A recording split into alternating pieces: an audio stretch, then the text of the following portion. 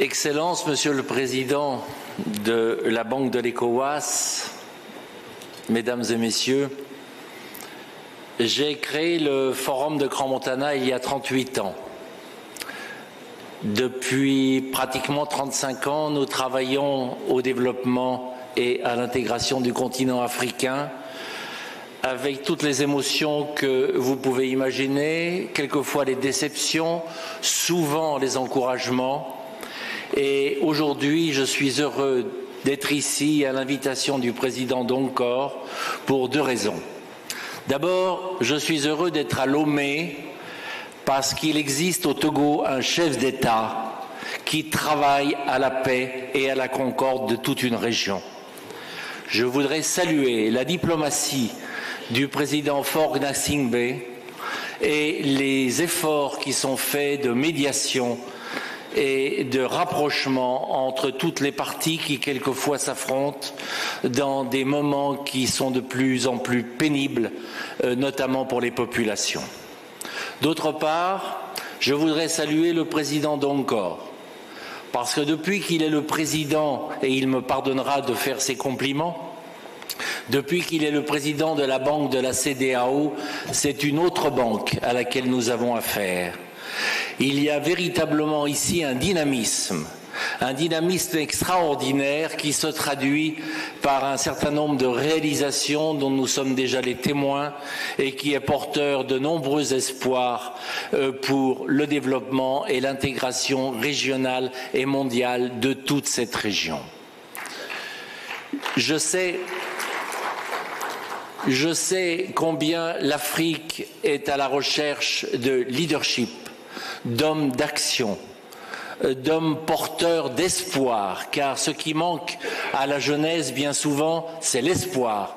Et le président Donkor, à travers son humanisme et à travers les politiques qu'il met en œuvre au niveau de l'action de la banque, réalise aujourd'hui ce que tout le monde attendait depuis longtemps. Merci, Monsieur le Président. Vous allez parler d'agroalimentaire, vous allez parler de sécurité alimentaire, et là je voudrais juste soumettre quelques éléments à votre réflexion. J'ai animé il y a quelques mois à la FAO à Rome un panel sur les petits agriculteurs, ceux que nous appelons les small scale farmers. Il y a, mesdames et messieurs, vous ne le savez peut-être pas, dans le monde, il y a 500 millions de petits agriculteurs. Et ces 500 millions de petits agriculteurs nourrissent seulement 2 milliards de personnes. C'est-à-dire que chaque petit agriculteur nourrit 4 personnes. Ce qui veut dire que chaque petit agriculteur nourrit sa famille. Et 80% de ces petits agriculteurs sont en Afrique. Et 80% de ces petits agriculteurs africains sont des femmes. Ce sont des femmes qui travaillent dans les champs, dans les communautés locales, pour nourrir difficilement, bien souvent, leur propre famille. Alors, pourquoi nous sommes à la recherche d'investisseurs ? Pourquoi nous sommes à la recherche des moyens de motiver les grands groupes qui peuvent nous aider, notamment au niveau de l'agriculture et du food processing?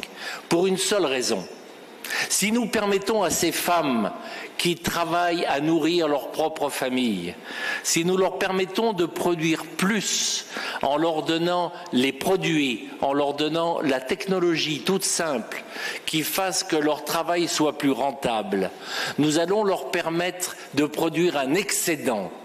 Et si nous leur permettons de produire un excédent, nous allons leur permettre d'aller sur le marché pour vendre ce qui n'est pas nécessaire à la nourriture de leur famille. Et si elles vont sur le marché, elles vont avoir un peu d'argent. Et si elles ont un peu d'argent, elles deviennent des agents économiques. Et à ce moment-là, mesdames et messieurs, nous donnons à ces femmes la dignité. Et nous nous battons dans mon organisation avec l'African Women's Forum notamment pour donner la dignité à la femme africaine des communautés rurales et des plus petites communautés qui représentent la majorité de la population. Voilà pourquoi je pense que travailler à l'attraction d'investisseurs étrangers, les diriger dans les vrais domaines où nous avons besoin ici en Afrique d'un développement véritablement réel et avéré, aider la population à accroître le sentiment de respect et de dignité qu'elle mesure, c'est un point essentiel. C'est de cela que je voulais vous parler par ces quelques idées assez courtes, assez brèves, mais aussi assez fortes. Parce qu'aujourd'hui, nous nous apercevons qu'en Afrique, beaucoup de choses passent par la femme et la responsabilité de la femme. Et si nous en venons à la femme, je dirais que nous avons été tellement heureux depuis déjà de nombreuses années de voir des femmes devenir président de la République, Premier ministre, nous en avions une ce matin parmi nous, ministre, ambassadeur, chef d'entreprise, et c'est un point essentiel, n'oublions pas les femmes. Alors, quand on en vient maintenant à la thématique globale de ce forum qui est la recherche d'investisseurs étrangers et l'attractivité, eh bien, cela passe par plusieurs conditions. La première condition, c'est la stabilité. Et un pays comme le Togo montre la voie de la stabilité politique. Les pays qui s'entredéchirent, les pays qui connaissent des problèmes politiques véritablement graves à l'intérieur du fonctionnement de leur vie, sont des pays qui font peur et qui ne rassurent pas, à tout le moins, et qui n'attirent pas les investisseurs.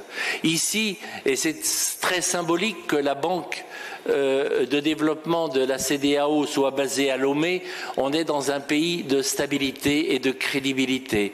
Et puis ensuite, il se pose le problème de la sécurité. Et la sécurité, ce n'est pas simplement la sécurité du pays où vous investissez, c'est la sécurité régionale. Car s'il n'y a pas de sécurité régionale, il ne peut pas y avoir véritablement d'attractivité.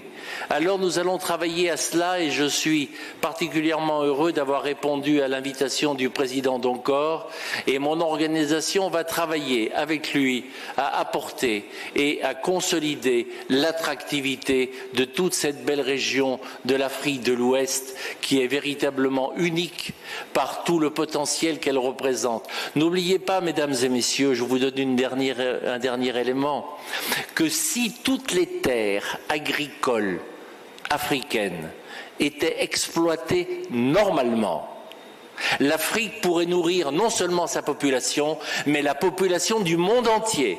C'est quelque chose qui est démontré.